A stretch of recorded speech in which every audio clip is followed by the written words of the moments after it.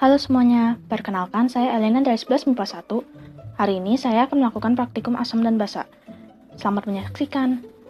Untuk alat dan bahan yang saya gunakan terdapat sendok, mangkok, bunga kembang sepatu, air cuka, air jeruk nipis, air sabun, larutan air garam, larutan soda kue, dan larutan air hujan. Kemudian ada pipet tetes, dan yang terakhir ada sendok ukur. Cara kerja. Yang pertama, iris tipis bunga kembang sepatu, kemudian gerus menggunakan sendok. Lalu, tambahkan air pada bunga kembang sepatu. Aduk bunga kembang sepatu hingga menghasilkan larutan. Sekarang, saya akan teteskan 5-10 larutan kembang sepatu ke tiap larutan percobaan.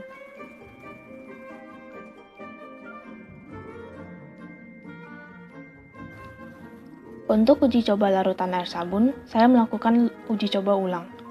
Hal ini dikarenakan pada uji coba sebelumnya air sabun berwarna pink, dan alhasil saya tidak dapat melihat hasil percobaan dengan baik. Hasil percobaan. Untuk larutan air garam, ekstrak bunga kembang sepatu tidak menghasilkan warna apapun. Lalu untuk larutan cuka, ekstrak bunga kembang sepatu menghasilkan warna merah. Sedangkan untuk larutan soda kue, ekstrak bunga kembang sepatu cenderung menghasilkan warna hijau gelap ataupun hitam. Untuk larutan jeruk nipis, ekstrak bunga kembang sepatu menghasilkan warna merah. Untuk air sabun, ekstrak bunga kembang sepatu menghasilkan warna abu-abu. Dan yang terakhir untuk air hujan, ekstrak bunga kembang sepatu menghasilkan warna merah muda. Dari percobaan kimia ini, saya dapat banyak sekali keuntungan. Seperti sekarang, saya dapat mengetahui manakah larutan yang asam atau basa. Kemudian dari percobaan ini, saya juga dapat bersyukur karena saya dapat melakukan praktikum dengan lancar. Dan di sini saya bisa mendapatkan ilmu yang bermanfaat untuk masa depan. Sekian dari saya, terima kasih.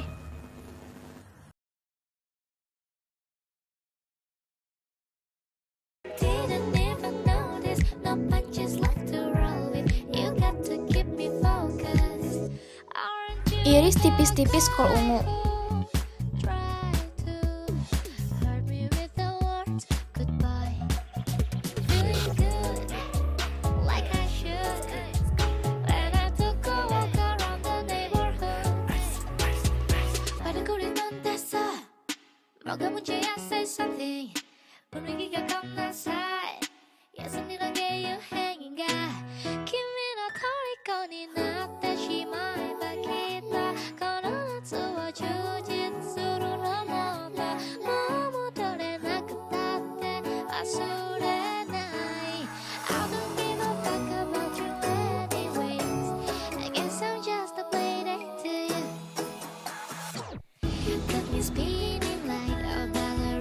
Lalu gerus kol ungu menggunakan lumpang dan alu.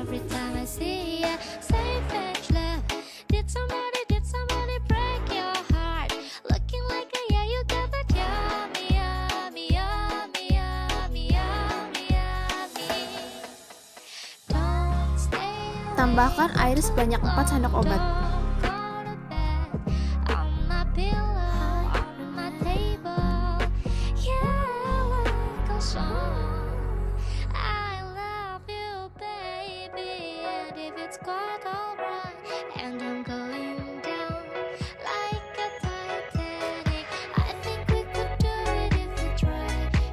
Ambil palet lukis, teteskan lubang 1 cuka, lubang 2 air jeruk, lubang 3 air sabun, lubang 4 air garam, lubang 5 air soda kue.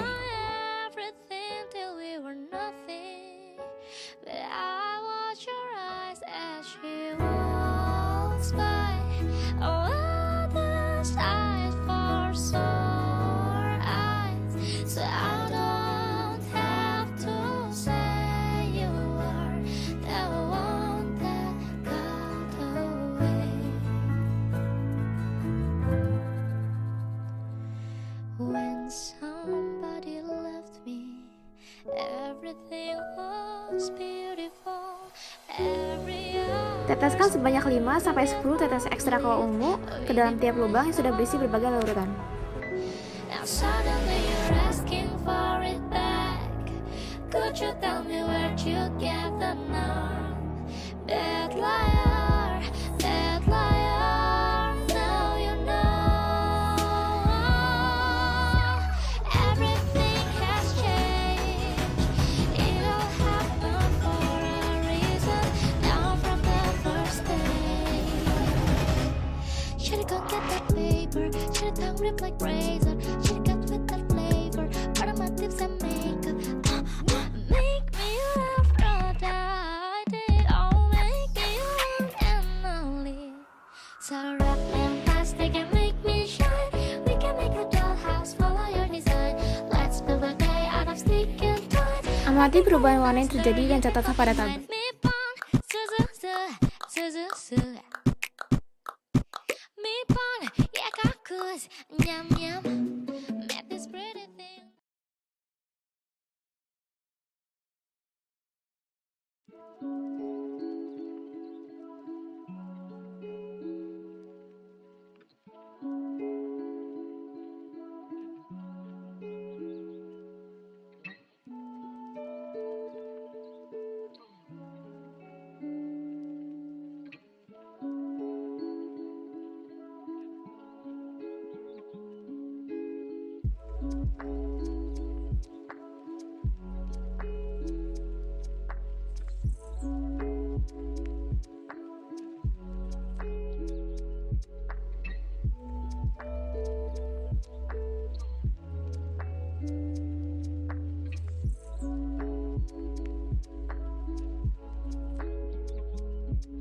Langkah pertama yaitu menggerus indikator asam basa berupa kunyit.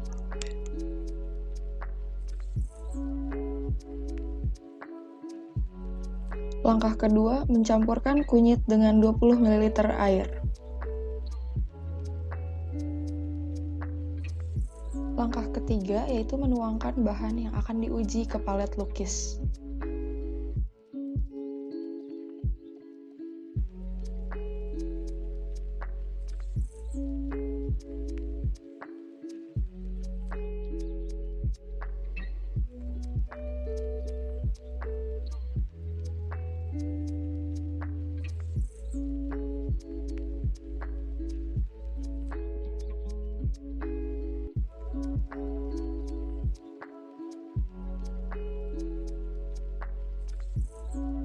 Langkah keempat, meneteskan tiap bahan uji dengan 5 tetes air kunyit.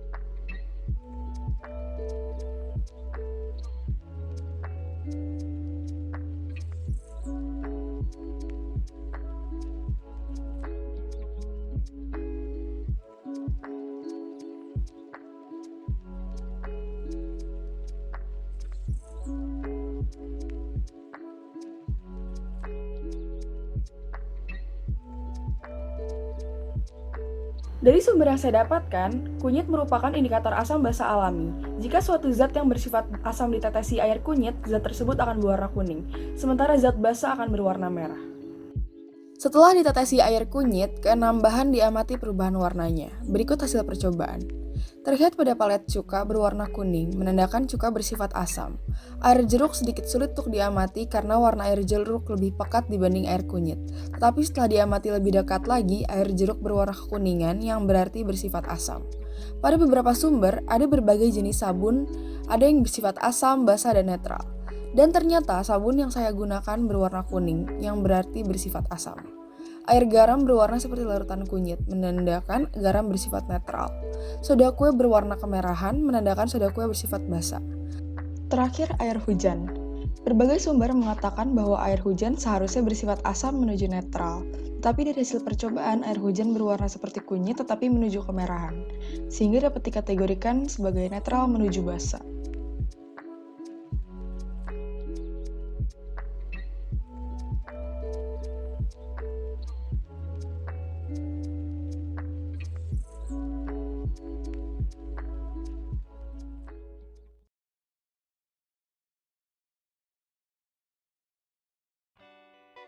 Halo semuanya, saya Evelyn dari 11 MIPA 1 nomor absen 10 dan kali ini saya akan melakukan percobaan membuat indikator asam basa alami dari buah bit. Selamat menonton!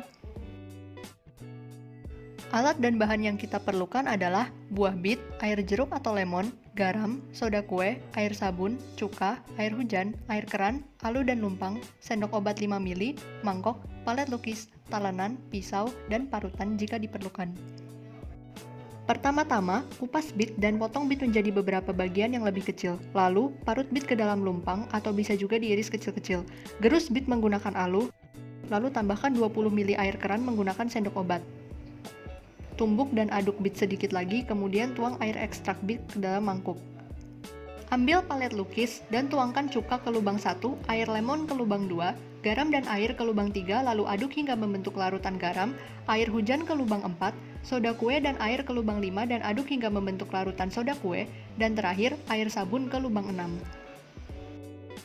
Ambil air ekstrak bit dan tuangkan beberapa tetes ke dalam masing-masing lubang palet yang berisi larutan. Kemudian, amatilah perubahan warna yang terjadi.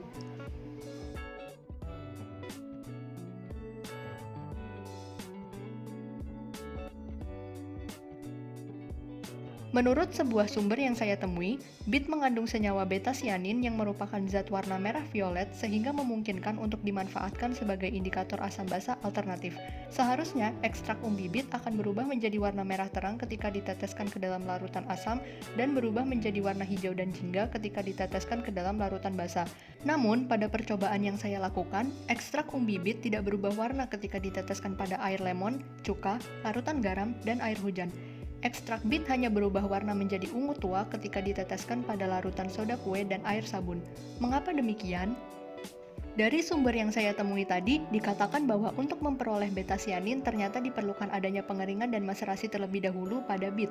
Sumber tersebut menyatakan bahwa ekstrak umbi bit menunjukkan reaksi perubahan warna paling baik pada perlakuan pengeringan suhu 65 derajat Celcius dan perendaman atau maserasi selama 25 jam. Tampaknya, ekstrak bit yang saya gunakan menunjukkan perubahan warna yang kurang tajam dan kurang jelas karena tidak mengalami proses pengeringan ataupun maserasi terlebih dahulu, sehingga ekstrak bit saya tidak dapat digunakan untuk mengidentifikasi sifat larutan secara tepat. Dari hasil percobaan saya, hanya dapat diidentifikasikan bahwa air lemon, cuka, larutan garam, dan air hujan bersifat asam atau netral karena tidak menimbulkan perubahan warna ekstrak bit dan warnanya tetap merah. Tetapi, sifat tepatnya asam atau netral tidak diketahui. Sedangkan, larutan soda kue dan air sabun bersifat basah karena menimbulkan perubahan warna ekstrak bit menjadi ungu tua, di mana warna ini jauh dari perubahan warna bit terhadap asam, yaitu merah terang. Maka, dapat disimpulkan bahwa penggunaan ekstrak bit sebagai indikator asam basa sebaiknya dilakukan dengan proses pengeringan dan maserasi terlebih dahulu agar menimbulkan perubahan warna yang jelas dan tajam, serta memudahkan penggunanya untuk mengidentifikasi sifat larutan. Saya senang dapat melaksanakan percobaan ini secara mandiri. Percobaan kali ini membutuhkan agak banyak persiapan sehingga hal ini melatih kesabaran dan ketelatenan saya.